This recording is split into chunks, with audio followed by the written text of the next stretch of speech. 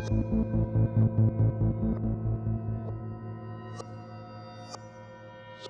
morning, guys. How's everyone feeling? Yeah, better. Okay. I need to get pumped too. I need this. Do it. All right. So I'm very glad everyone's here. It's really exciting to have this in Charlotte. I am from Columbia, so this was a quick drive. And I guess since I didn't go to the dinner, I get to go first. But that's fine. And so today, just to introduce myself quickly. Did it go? Okay. I'm Becca Rice. I am at a company called True Matter, and we do usability consulting, design, and development. Today I'm going to be talking about user testing, but I've been at my company for 12 years, so I've worn a lot of hats. I naturally get bored. Right now I'm doing mostly development and design, but from time to time I get to administer a user test, and it has changed me as a designer and as a developer, and it's really fun. So that's what I'm going to be talking about. But specifically, how do we do them? We don't have time and we don't have a budget. This is very common. In an ideal world, we're all doing user tests. A user test, for anyone that doesn't know, that's where we get people to try to do real world tasks using a digital product or an app or a website device, and see how it does, what goes right, what goes wrong. And we observe them. We notice patterns. We notice where they trip up, the workarounds that they develop to complete the task, make notes of that, and then turn those into actionable changes that we make to the product to make it better. This is an iterative process that we keep doing. And it's really great because, we don't have to wait and see if our assumptions fail when the thing's built. We can test it ahead of time. So in an ideal world, we're all doing this. But like I said, time, budget, resources are a constraint, so we don't always get to. But it's not an excuse. We can try. So we're going to take kind of a different approach. Despite not having that budget or time, we want to make sure that before our code hits the streets and gets used, that we've tested it and that we are doing right by our users and making something that's efficient and that they enjoy using. Like any good DIY project, I have steps. We need steps. There are 8 of them. And these steps will work for anything. They will work for your native app, your web app. They'll work for future holographic interfaces. It's just qualitative data that we gather from this that we can use to make our product better. So it really works for all kinds of stuff.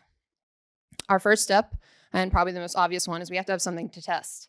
So ideally, you have a high fidelity wireframe or a prototype. Sometimes you can even test with a beta version of the product. Whatever you got is fine. The more real it is, the better. So we don't want to test like isolated pages or controls. We want to make sure that the user can actually complete the task and that it feels real. So we want to provide the full context. We want to give them a chance to fail, really, because if we don't allow them to fail, we don't learn anything about what's wrong with our product or what's working with our product. So today, and at the end of this, I'm going to do a user test with my lovely subject here. And this is a regional hospital site. If you're from here, you might recognize it because Columbia's not that far. And it was built in 2012. So it is due for a redesign. We are going to be doing that soon. So it seemed like a good thing to test today. So the next thing we're going to want to do is we're going to make a list of what we test, the tasks that we want the user to complete. We want to make sure that they're real things. So, if the person doesn't pay their bill online, don't ask them to go online and pay their bill. So you want to really think about the types of things that people are doing day in, day out with your product. And those are the things you want to test. You also want to prioritize them because we know that we're working with a very small amount of this person or test subject's time. And so we want to make sure the top tasks are first and work our way down. These tasks should be phrased as questions, and we want to make sure we don't use any leading language. And what I mean by that is if we use the bill pay example, if you're asking them to pay their bill, don't say, go pay your bill in the My Account section of ... site. Instead, it might be, you received a bill, can you use this site to pay it? Something that's a little less direct and leaves it open for interpretation so that we can see how they might do this. We also want to make sure that this list is fairly short because, again, you're working with someone that's just volunteering their time to you in our DIY situation. So we don't have probably more than an hour or 45 minutes of their time. So that's not a lot that you can do. So again, if you prioritize those tasks, it's going to make sure that you get kind of the most important ones up front. So this is the task that we'll be testing today. You'll see that I used pretty open-ended wording. You never want to use any of the words that are actually in the interface, which you'll see when we do the test here in a minute. Third part, you want to find some people. Obviously, you can't do a user test without users. In a full-blown usability test where we've got the budget and the time, we'd use a recruiting firm to go find us like excellent candidates that meet a certain set of criteria. But here we're just gonna do what we can, work with what we got. So who do we ask? We don't ask these people. You don't want anyone involved in the project in any way. They're going to be too close to it. They're going to be bad users. You don't want anyone that has a stake in the project that wants to see it go well, because that's not going to tell us there's anything wrong with it if they obviously are already bent towards it doing well. And you don't want to test with power users, so no developers. Unless you're building something that's for developers, don't test with them. They really suck as users because they already know the ins and outs of most digital products and how to use them. So they're not really going to give you a lot of good information. You do want to use people from within your company. That's the ideal because they're there, they're getting paid. And you don't want them to be in your department. So no developers, no designers, nobody in marketing, maybe someone in accounting, or someone, if you have a food staff, within your company, someone that just isn't working on a computer the same way you are ultimately. And then, friends are good to ask, family. Food is a very good motivator. So if you can't pay them, which obviously we can't in this scenario, give them something for their time, whether it's I buy them coffee, I got lunch ready, that kind of thing can really help.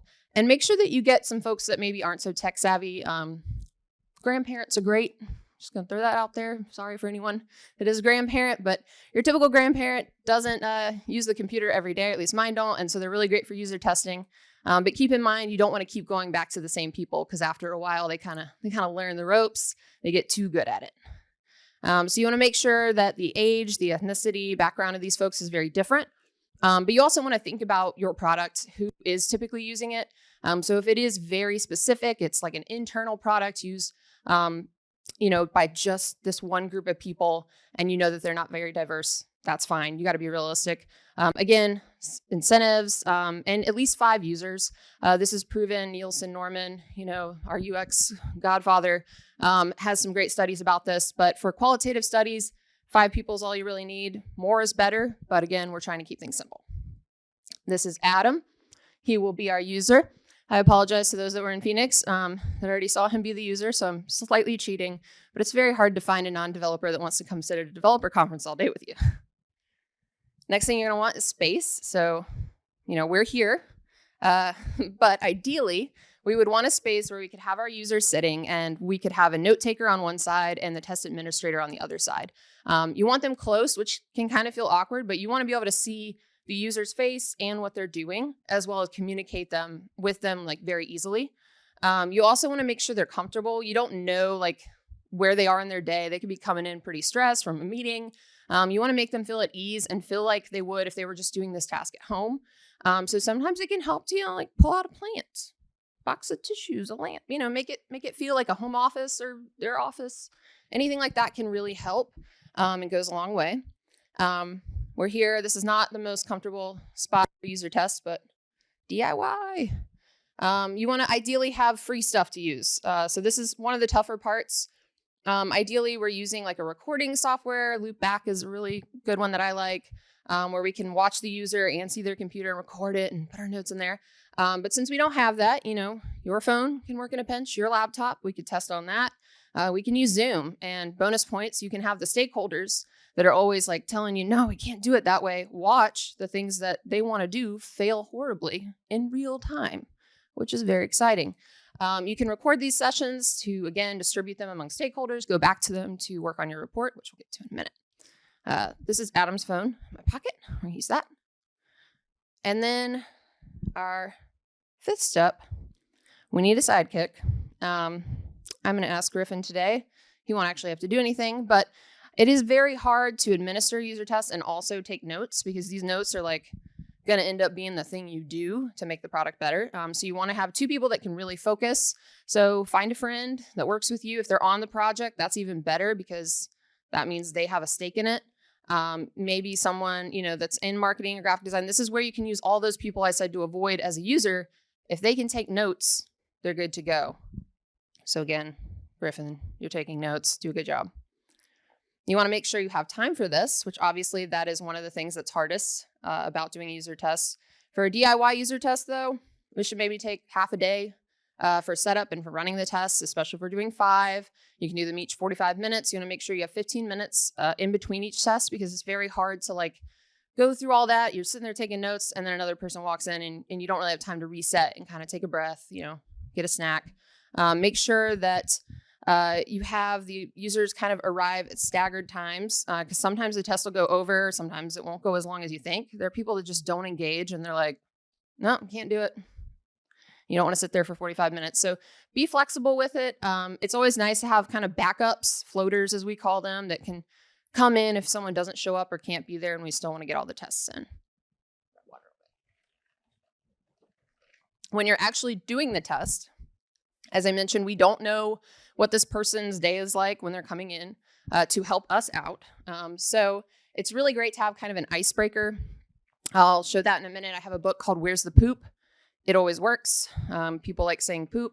And if they're already anxious because they're coming in doing something they've hopefully never done before, don't feel very comfortable about doing, it really helps to make them feel at ease with some jokes, something fun to do. This also lets them practice narrating their thoughts, which is a big part of user testing, which you will see Adam do here in a minute. The big thing that's very frustrating for users during a test is they ask you questions. That's natural. But, if they were at home doing this by themselves, they wouldn't have you sitting there to ask, what should I do next? So you have to stay quiet. You cannot in any way talk to them during the test, except to kind of redirect when they ask questions, which you'll see me hopefully do that if Adam asks some questions. You can tell them, though, that they can ask them because they're going to, and that at the end of the test, if it's just, a burning question, they got to know where was the thing you wanted me to find, then you can talk to them after they're done. The reason for this is because we are dispassionate scientists. We are only here to see how our product works. Does it fail? Does it work? It's really great and really awful as a designer to watch someone just sit there and tear your work to pieces in front of you. But we learn that way. And it's very important that we not interfere, we not answer their questions, and we just observe. Lastly, and the most important part of this is we have to do something with what we've learned, obviously.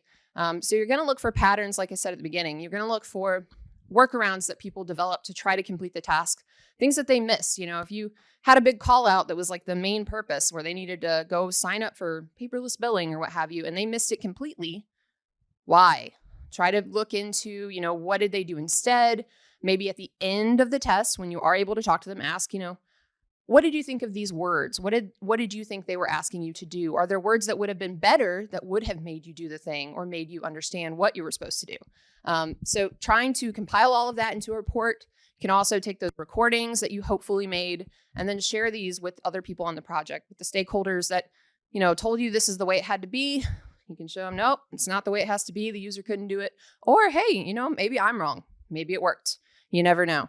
But this is the most crucial part, and you can do all kinds of flavors and varieties of a report. It can be as simple as a Word doc with your notes. It can also be as awesome as, hey, I got to test with 30 users. Here's more, quantitative data, like most of them failed. Great. We can do graphs. So that's it. That's 8 of them. Hopefully that was pretty straightforward. We're actually going to do one now, so I'll need a second to get that set up. This is actually inspired by a post, so there's like a whole blog post with this and a bunch more that are all about user testing and how you can do them within your company without any money. I don't really tweet very well, but if you want to, there's that. And I'm going to transition real quick to doing the test.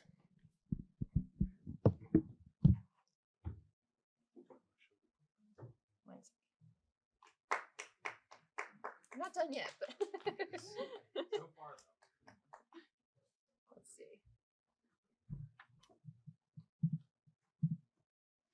All right, should see flexmed.com. All right, so this is the site we'll be testing. We're going to pretend Adam just came into the room, so we're going to do a little acting today. Thank you, Adam. Hello, Adam. How are you today? We are going to be doing a user test. In a user test, we are testing our product, not you. So that's really great because nothing you do can be wrong. We want your full and honest opinion. You can tell us what's bad, what's good. Ultimately, we just want to see if it works for you. So I'm going to have you do a couple of different tasks. It's very simple, but a big part of that is that I'm going to need you to narrate your thoughts out loud. And that's not usually something we do on the day-to-day, so we're going to practice. So I'm going to hand you this book, and the task is going to be to find the book, or find the I'm going to hold the book, but so I'm going to start it off to kind of illustrate how we want to narrate. So I'm handing Adam the book.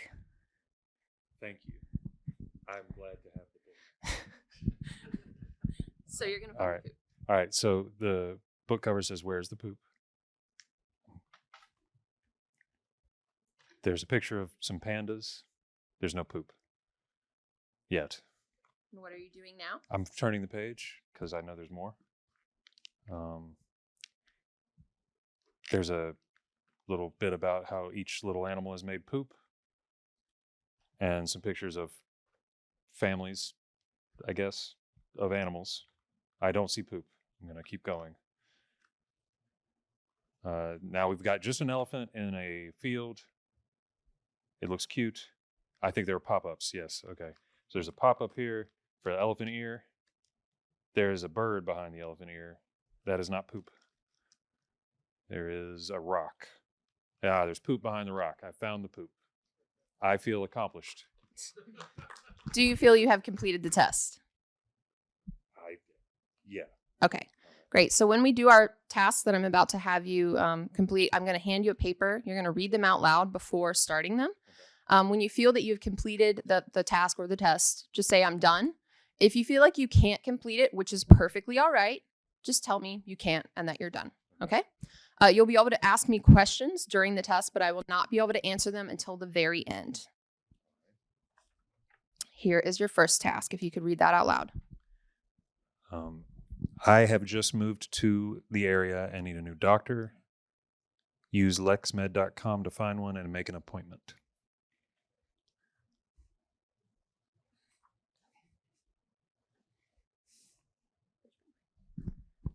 I'm going to hand you the phone. You can begin whenever you would like. Okay.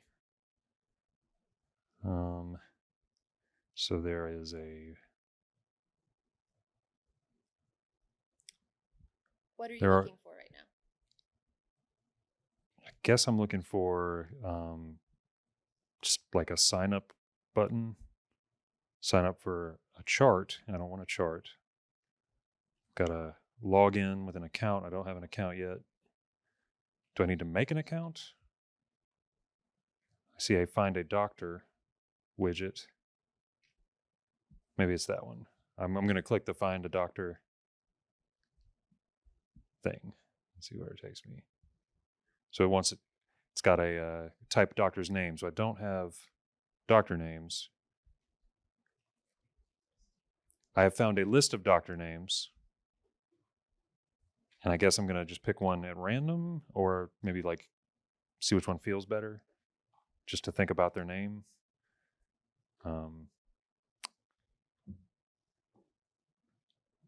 I guess I need an MD because I'm just getting or checkup, right? Like it was for just a doctor's appointment. Yeah. We'll just pick the junior, Hampton S. Alford Jr. So I'm going to click that, maybe. That takes me to their page. It's a little bio. Back to the Find a Doctor widget. There's a contact.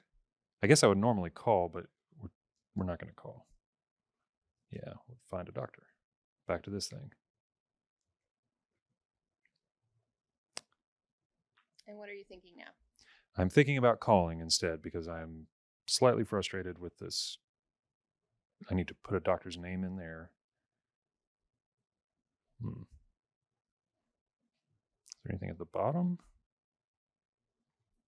So I don't know if I'm being a good user or not, but I guess there's no such thing, right? Nope, we are testing the product. Well, the product is glitching me back to the top every time I get to the bottom. Is that what you would expect it to do? It does track with my experience in general. All right, so yeah, I've got doctors' names here. I could just pick one and put it in this field that was up here at the top. Maybe that'll do it.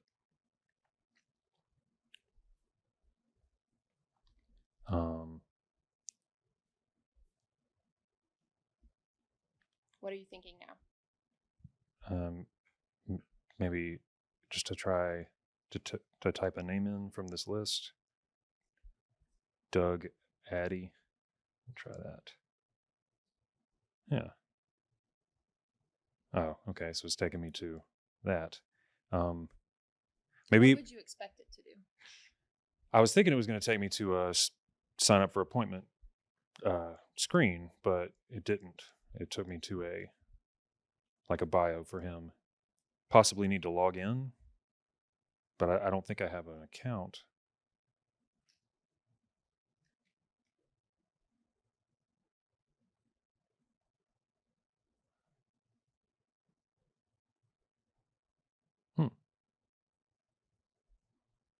Yeah, I might be stumped.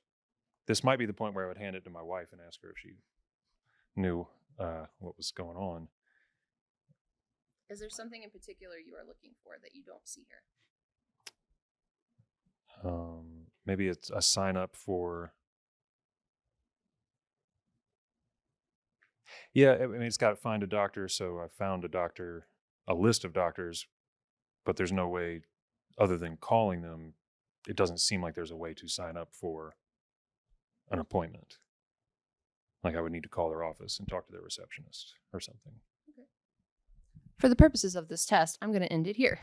So usually if we ran out of time, that's what I would say. Or if they asked a question that wasn't relevant, I would say, for the purposes of this test, we don't need to worry about that or something. So you notice I asked questions. So if the person stops talking, you can ask things like, what are you thinking now? What are you looking for? If they click on something, thank you, Adam. If they click on something and it's not what they seem to expect, but they didn't say anything, we can ask things like, what did you expect it to be? If they asked me a question, I could say the same thing right back. Where would you expect that to be in the site? Those types of things can be asked during the user test, but that's about it. And obviously he failed. So I would have made notes during that, noticing that the text under that login button that we saw was very tiny and it said something about signing up for an account to make an appointment. But because it's small and it was like beige, he completely missed it.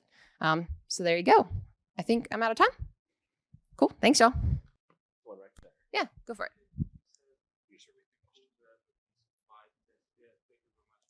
Yeah, no problem.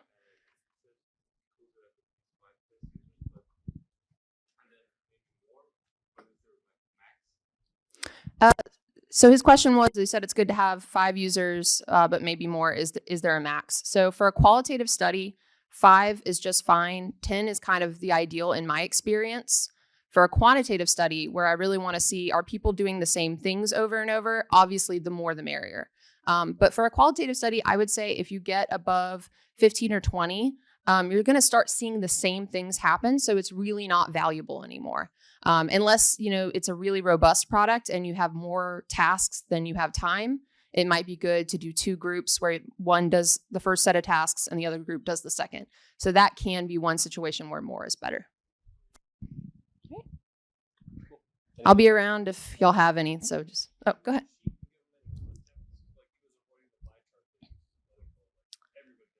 Yeah. Yeah. So he asked if you could cheat because there was my chart on there, and that's, most people here probably know what that is because I think like all of the hospitals around here use it. So we cannot.